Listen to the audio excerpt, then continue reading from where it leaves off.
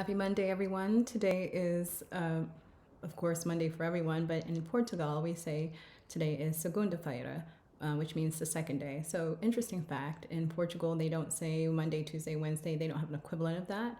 Their equivalent is to say the second day, third day, fourth day, etc. So, segunda-feira, terça-feira, quarta-feira, quinta-feira, and sexta-feira. And then Saturday and Sunday are domingo, sábado and domingo.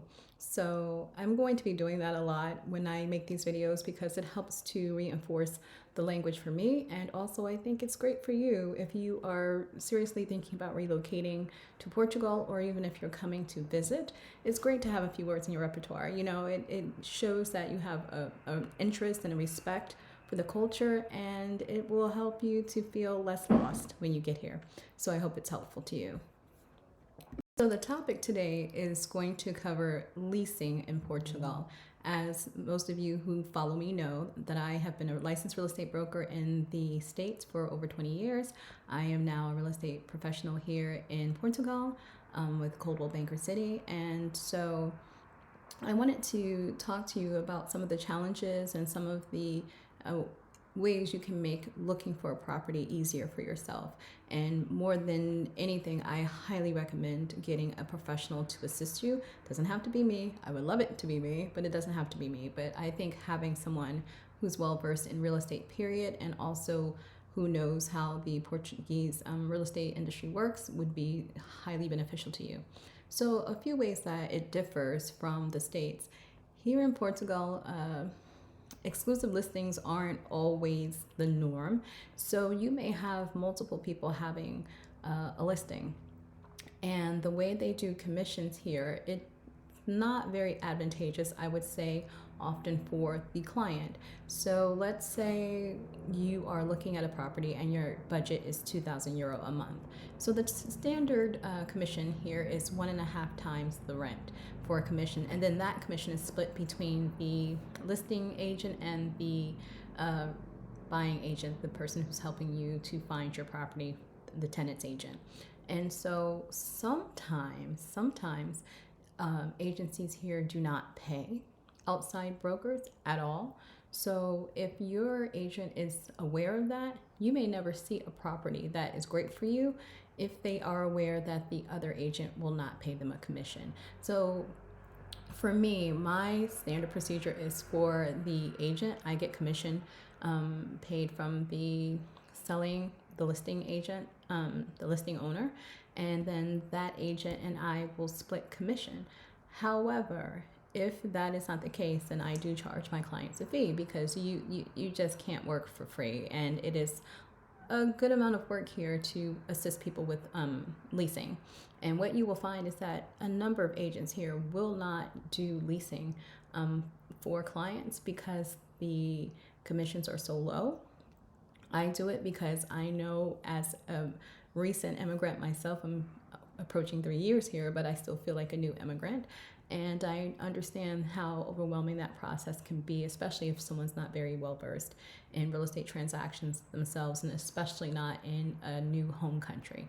So you will find that it is difficult sometimes to find a property that meets all your requirements and to get people to respond to you, because agents here know that typically the commissions will be very low. So that's number one. I'll give you an example. So let's say your rental is €2,000 a month, and the standard commission is 1.5 months of rent. So you have the 2,000 plus 1,000, which would be half, €3,000 that will then be split 50-50 between the listing agent and the buying agent.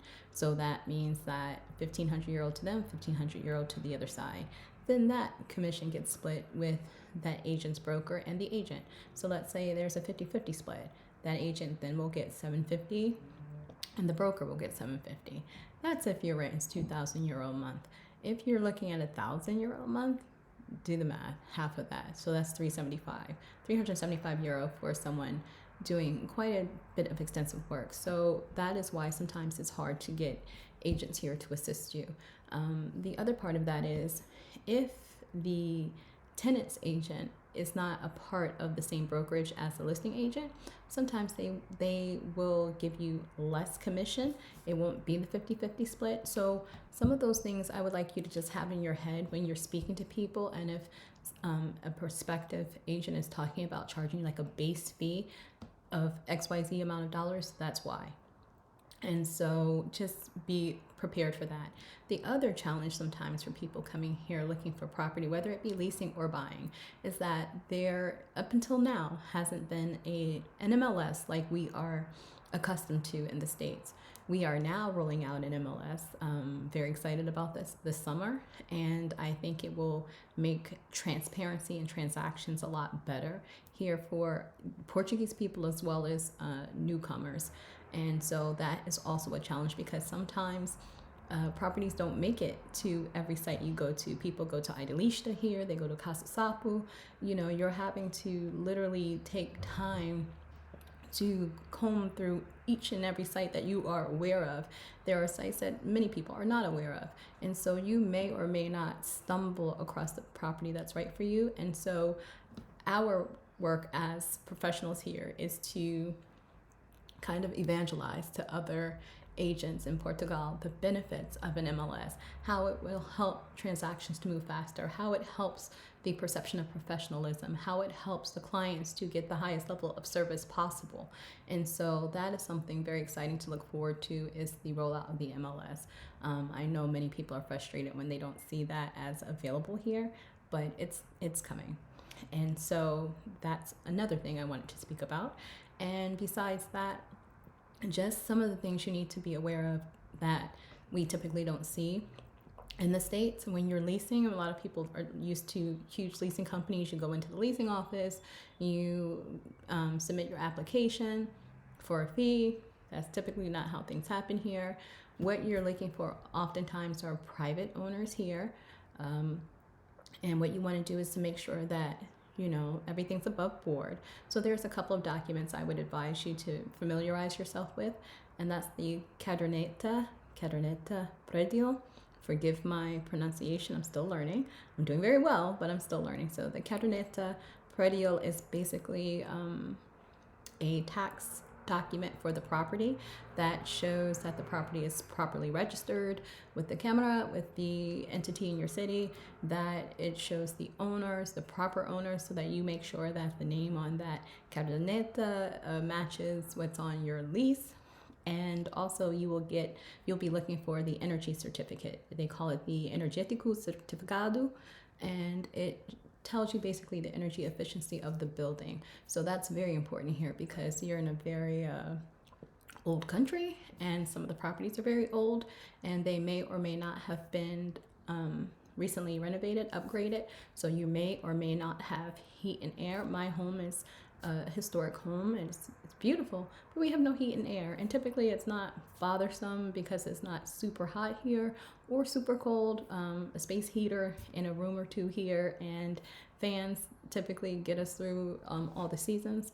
But that is something to consider. And especially our house is just very well made, but in houses that are not, and you don't have the climate control, people often have to face dealing with mold, which can cause health issues. So that energy certificate, it's rated from A to G, A obviously being the best, most efficient energy rating. You want to ask for those things, or you want to ask your agent and make sure your agent is asking for those things.